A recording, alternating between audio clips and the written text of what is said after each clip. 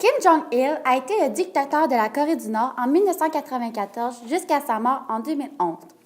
Il est donc un des dictateurs du 20e siècle. Il a obtenu son pouvoir en succédant à son père Kim Il-sung. Toute sa vie, il a travaillé pour le Parti de la propagande comme secrétaire, le ministre de la Culture et les services secrets. Quand son père est décédé en 1994, il a attendu 3 ans avant de prendre le pouvoir au complet pour respecter le deuil de son père. Après ces 3 ans, quand Kim Jong-il a repris tout son pouvoir, la Corée du Nord était en pleine crise nucléaire et vivait une sévère pénurie alimentaire.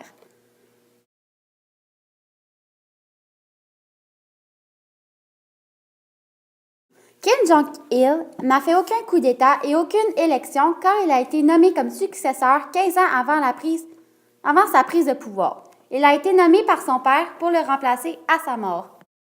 Le gouvernement nord-coréen est un des plus répressifs au monde. Il n'y a aucune liberté pour la presse, la religion et l'opposition politique. L'État contrôle les aspects politiques, sociaux et économiques. Le gouvernement Kim Jong-il est aussi accusé de crimes contre l'humanité pour avoir prolongé et favorisé la famine de 1990.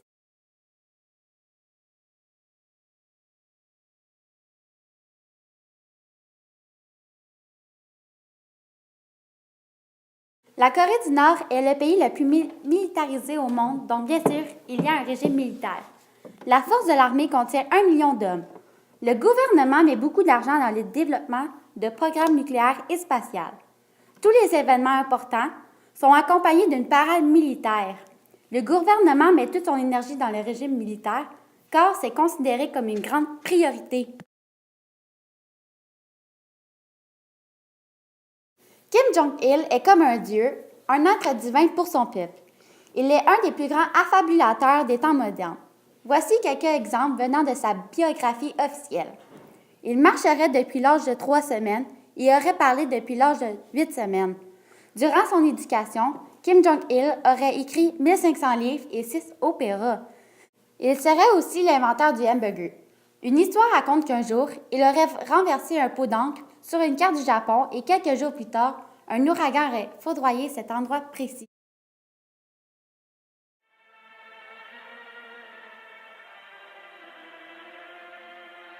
Kim Jong-il, le guide de Corée.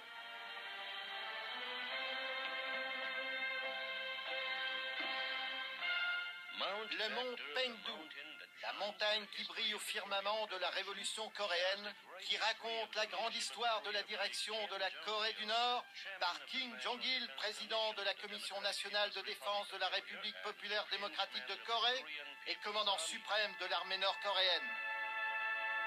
En Corée du Nord, tout est voué à la propagande. Les affiches, la presse, la seule station de radio du pays et même les créations artistiques. Le gouvernement empêche tout contact avec le monde extérieur et ne leur donne pas accès aux ordinateurs. Il les contrôle pour garder son pouvoir. On peut dire que la propagande de Kim Jong-il est omniprésente, car il fait tout en pensant à la propagande.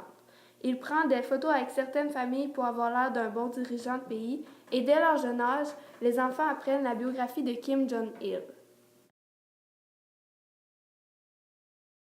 Comme la Corée du Nord est un pays très isolé, peu d'informations sont connues sur le traitement des opposants. Mais nous savons que les opposants politiques étaient exécutés, emprisonnés dans des camps ou torturés. Le gouvernement Kim Jong-il a toujours nié l'existence de ces camps, mais à date d'aujourd'hui, il y en aurait 8. Dans ces camps, les prisonniers devaient travailler dans des conditions misérables et étaient souvent maltraités. Ceux qui parlent en mal de Kim Jong-il sont fermés et leurs proches aussi. Le traitement que le gouvernement afflige aux opposants leur enlève toute forme de liberté.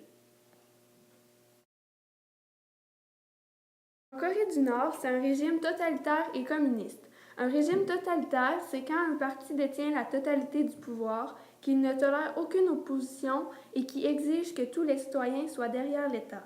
Un régime communiste, c'est quand une doctrine politique issue du socialisme. C'est un mode d'organisation basé sur l'abolition de la propriété privée des moyens de production et d'échange au profit de la propriété collective.